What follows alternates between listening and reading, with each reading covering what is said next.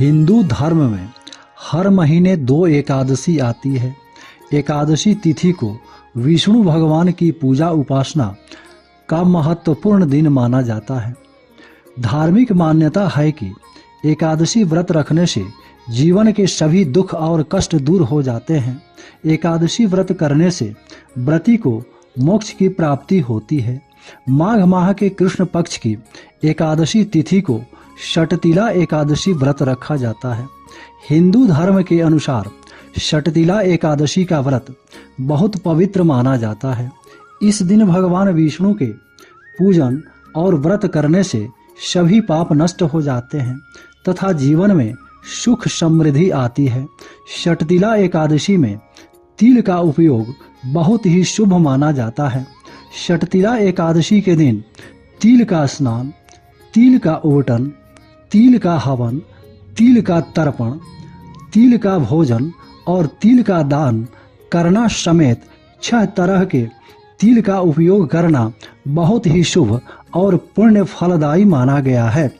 षटतिला एकादशी व्रत की पूजा विधि। षटतिला एकादशी के दिन ब्रह्म मुहूर्त में उठ जाएं। सफेद या काले तिल का उबटन लगाकर पानी में तिल डालकर स्नान करें। स्नानादि से निवृत्त होने के बाद षटतिला एकादशी व्रत का संकल्प लें। काष्ठ की छोटी चौकी पर पीला वस्त्र बिछाकर विष्णु भगवान तथा माता लक्ष्मी की प्रतिमा या चित्र स्थापित कर पूजा करें। विष्णु भगवान तथा माता लक्ष्मी जी को फल, फूल, धूप, दीप तथा नैवेद्य अर्पित करें। उसके बाद षटतिला एकादशी व्रत कथा का पाठ करें या सुनें। विष्णु भगवान के मंत्र का जप करें। ओम नमो भगवते वासुदेवाय। पूजा के अंत में विष्णु भगवान तथा माता लक्ष्मी जी की समेत सभी देवी देवताओं की आरती उतारें। पूजा करते समय जाने अनजाने में हुई गलतियों के लिए क्षमा प्रार्थना करें। रात्रि जागरण तथा भजन कीर्तन करें।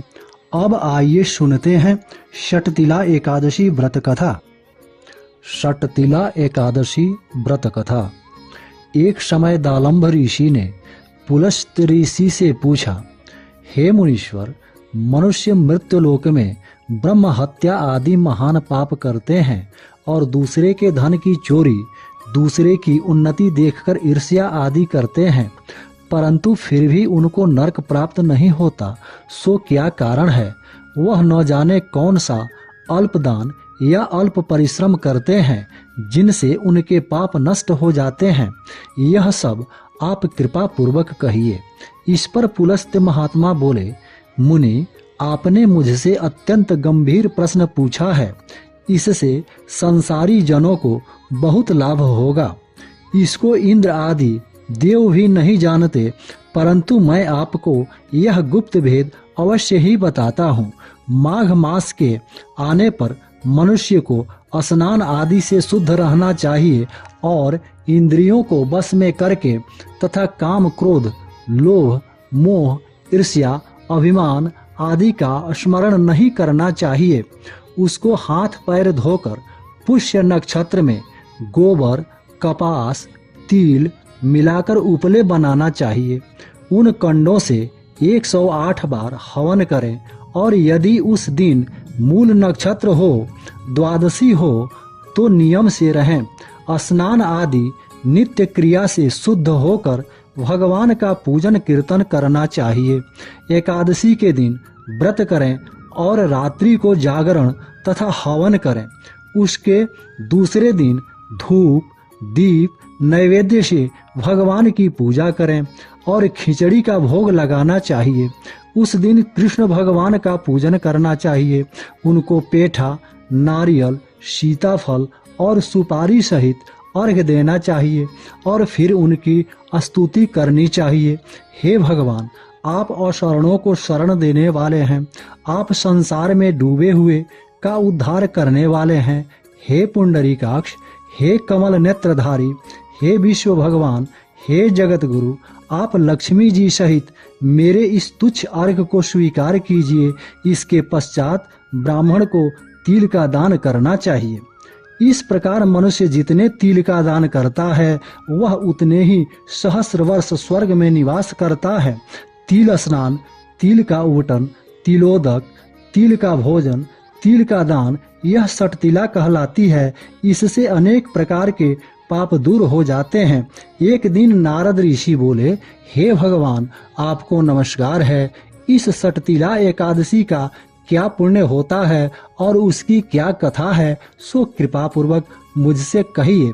श्री कृष्ण भगवान बोले, हे नारद, मैं तुमसे आंखों देखी सत्य घटना कहता हूँ, ध्यान पूर्वक सुनो। प्राचीन समय में मर्त्यलोक में एक ब्राह्मणी रहती थी। वह सदैव व्रत किया करती थी। एक समय वह 1 माह तक व्रत करती रही। उससे उसका शरीर अत्यंत दुर्बल हो गया। वह अत्यंत बुद्धिमती थी, परंतु फिर भी उसने कभी भी देवताओं तथा व्रतों से अपना मन स्थिर नहीं किया। इस प्रकार मैंने सोचा कि ब्राह्मणी ने व्रत आदि से अपना शरीर शुद्ध कर लिया है और इसको वैष्णव लोक भी मिल जाएगा, परंतु इसने कभी अन्नदान नहीं किया, इससे इसकी तृप्ति होना कठिन है। ऐसा सोचकर मैं मृत्युलोक में गया और उस ब्राह्मणी से अन्न मांगा। वह बोली, हे महाराज, आप यहाँ किस लिए आए हैं? मैंने कहा, मुझे भिक्षा चाहिए। इस पर उसने मुझे एक मिट्टी का पिंड दे दिया। मैं उसे लेकर स्वर्ग लौट आया। कुछ समय बीतने पर वह ब्राह्मणी भी शरीर त्याग कर स्वर्ग आई। मिट्टी पिंड के प्रभाव से उसे उस जगह एक आम वृक्ष सहित गृह मिला, परंतु उसने गृह को अन्य वस्तुओं से शून्य पाया। वह घबराई हुई मेरे पास आई और कहने लगी, हे भगवान, मैंने अनेकों व्रत आदि से आपकी पूजा की है, परंतु फिर भी मेरा घर वस्तुओं से रहित है, सो क्या कारण है? मैंने कहा, तुम अपने गृह को जाओ और देव स्त्रियां तुम्हें देखने आएंगी। जब तुम उनसे सटतिला एकादशी का पुण्य और विधि सुन लो, तभी द्वार खोलना। भगवान के ऐसे वचन सुनकर वह अपने घर को गई और जब देव स्त्रियां आई और द्वार खुलवाने लगी, तब वह ब्राह्मणी बोली कि यदि आप मुझे देखने आई हैं तो सटतिला एकादशी का महात्म्य कहिए। उनमें से एक देव स्त्री बोली, सुनो, मैं कहती हूँ। जब उसने सटतिला एकादशी का महात्म्य सुना दिया, तब उसने द्वार खोला। देव स्त्रियों ने उसको सब स्त्रियों से अलग पाया। उस ब्राह्मणी ने भी देव स्त्रियों के कहे अनुसार सटतिला का व्रत किया और इसके प्रभाव से उसका गृह धन धान्य से भरपूर हो गया। अतः मनुष्यों को मूर्खता त्याग कर सटतिला एकादशी का व्रत करना चाहिए। इससे मनुष्यों को जन्म जन्म में आरोग्यता प्राप्त होती है। इस व्रत से मनुष्य के समस्त पाप नष्ट हो जाते हैं। ओम नमो भगवते वासुदेवाय। जय श्री कृष्ण। राधे राधे।